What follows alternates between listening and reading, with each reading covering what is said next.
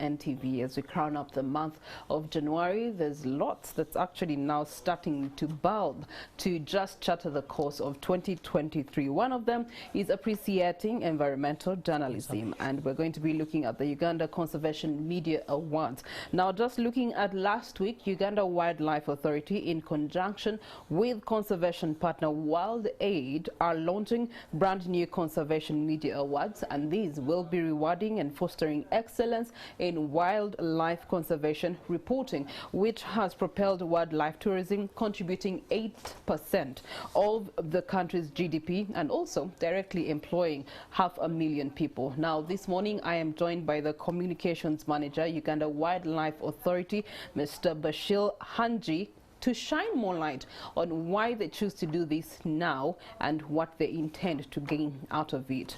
Good morning to you, Afande. Good morning. How are you today? You're most welcome. Yes. May I say Happy New Year while we're still in January? Yeah, we're still in January and it's befitting. Happy New Year too. Yes. So while we have been on a commercial break and since we last met, first tell us about the Uganda Wildlife Authority and what you've been up to. Uganda Wildlife Authority, we've been up to the task of conserving and protecting Uganda's wildlife resources.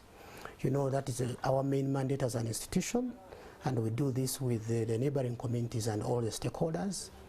And of course, we manage 10 national parks, we have 12 wildlife reserves, and we offer technical guidance to 5 community wildlife management areas.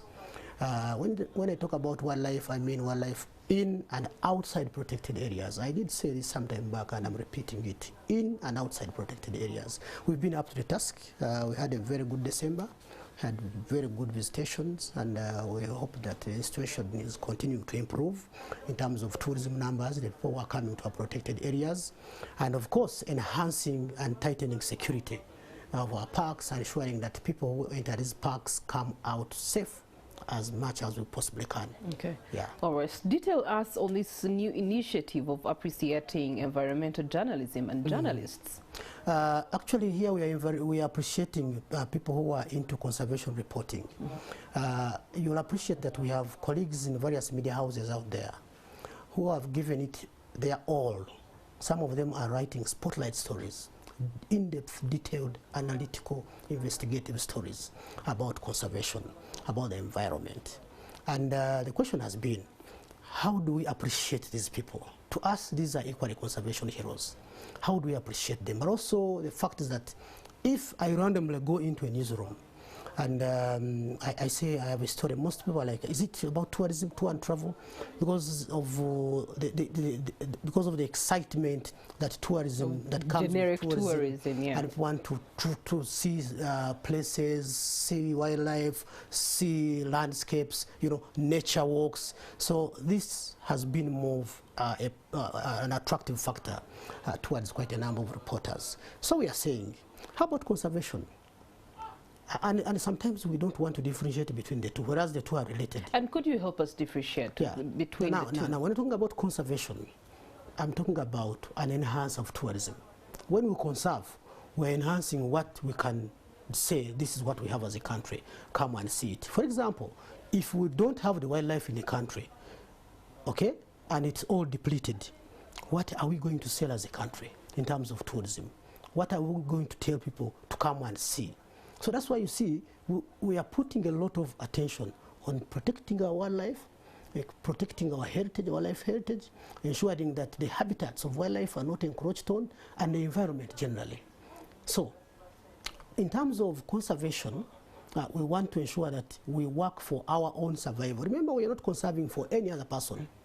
God created everything and then created man last. Do you know why? Maybe we have not asked ourselves this. Simply put, without what God created first, man can't survive. Therefore, when you are conserving wildlife, when you are protecting the forests, when you are protecting the wetlands, you are working towards our very own survival. It's in our interest that we do conservation. Okay. All right. Now, in regards to the Conservation Media Awards, what are the objectives therein? The main objective of the Conservation Media Awards is to reward excellence in conservation reporting. We want to encourage as many journalists as possible to come and write stories about conservation. We'll be looking at things like community conservation, what is happening in the communities, what are the communities doing, for example. in terms of their contribution towards conservation. We'll be looking at things like human wildlife conflict. What are the mitigation measures that are being put in place in terms of the managers of the protected areas, but also the other side of the communities, what is being done. And then wildlife protection. You know, when you talk about wildlife protection, most people say, you see, these guys are using guns to protect wildlife. But you see, beyond that gun that you see with our rangers, there is a lot of work that is done. For example, did you know that these animals you see in the wild actually fall sick and they are treated? Yes. Have you thought of, for instance, having a day with a ranger on patrol and see what it takes to protect and conserve Uganda's wildlife resources? Do you know, for instance, that we do marine work on the water bodies, all in the name of conserving wildlife? So there is a lot that we do, and people don't know this. Right now, as I speak, we have a state-of-the-art laboratory in Queen Elizabeth National Park, and we have another one in Maction Falls. These labs are used to test the samples drawn from animals and see whether there are diseases and prevent the outbreak of diseases, and also zoonotic diseases that can also be passed on to the communities. So we are doing all this. So we are saying we want stories that are going to highlight this, and for this to happen, we need to encourage journalists to go out of their way and write these stories and bring them to the fore. Not only journalists, but also editors, because the editor is the gatekeeper. If the editor doesn't appreciate wildlife conservation, even if the reporters write a million stories, they would never see light of day. Okay, well, they are awards, so let's talk about how to participate. Yes. And at the end of the day, how are you going to be rewarding the journalists that will be participating? What's the participatory criteria? Yeah, so for you to participate, for any journalists to participate in these awards, one, you need to have published a story between 1st June last year, 2022, up to 31st May, 2023. So within this period, any story that has been published is welcome. That's one. Two, you must be a Ugandan journalist. In other words, if you are a journalist operating in Uganda, but when you are not a Ugandan, you are not eligible to participate, because we want to encourage Ugandan citizens in this case. The other thing we are looking at is also we will ensure that we have a panel of judges. And these awards are going to be a little bit different. Whereas we have seen awards where people go on social media and drum support, please vote for me, please vote for me. These ones are very different. Here we'll have a panel of competent judges who will go through the entries and select the winning entries, basing on a criteria that they will be given. So that is it. But in terms of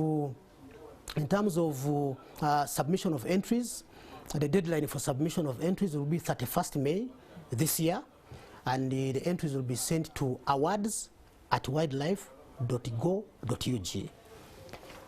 Now, there are many details about these awards which are found on our website.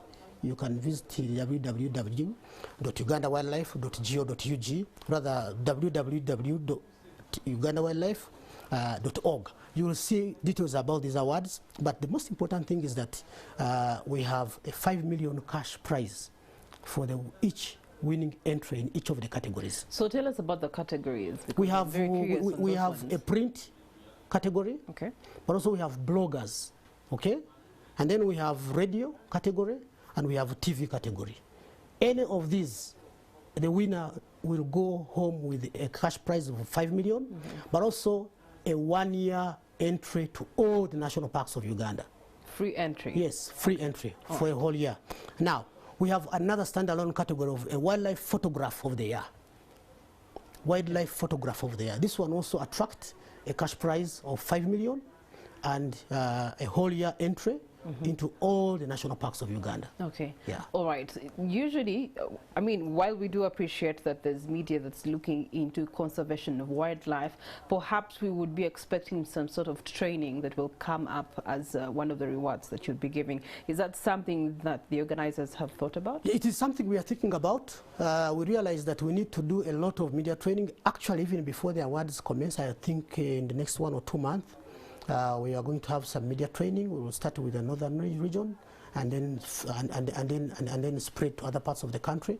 Yes, media training. We had started it before COVID actually, but it was affected because COVID affected our finances, and we couldn't continue with the trainings. But we have since resumed. So we are going to have trainings for journalists in terms of conservation reporting.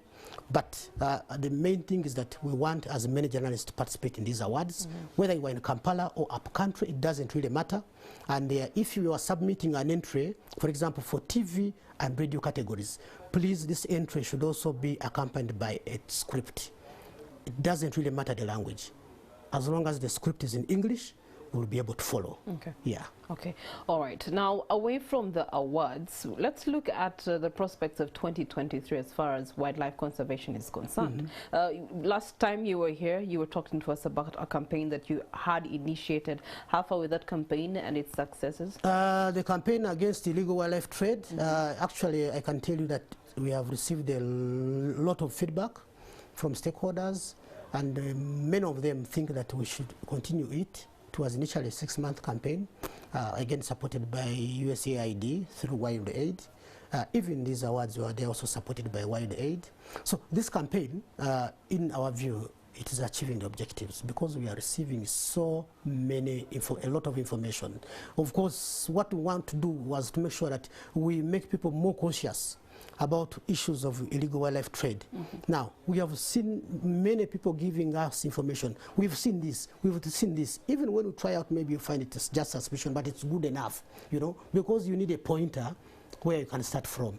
And I can tell you that we've received a lot of information. There are people we are following up. There are rackets we are following up.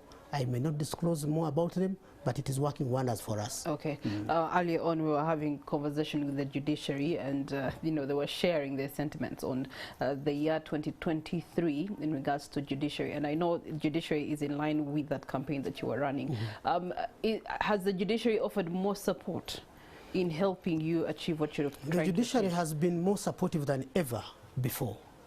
More supportive than ever before. I can assure you, the World Court has helped the wildlife. Has it closed any other cases since we last talked? The standard utilities. Yeah, I can tell you that last month, someone was handed 10 years in jail. Another one was handed 3 years.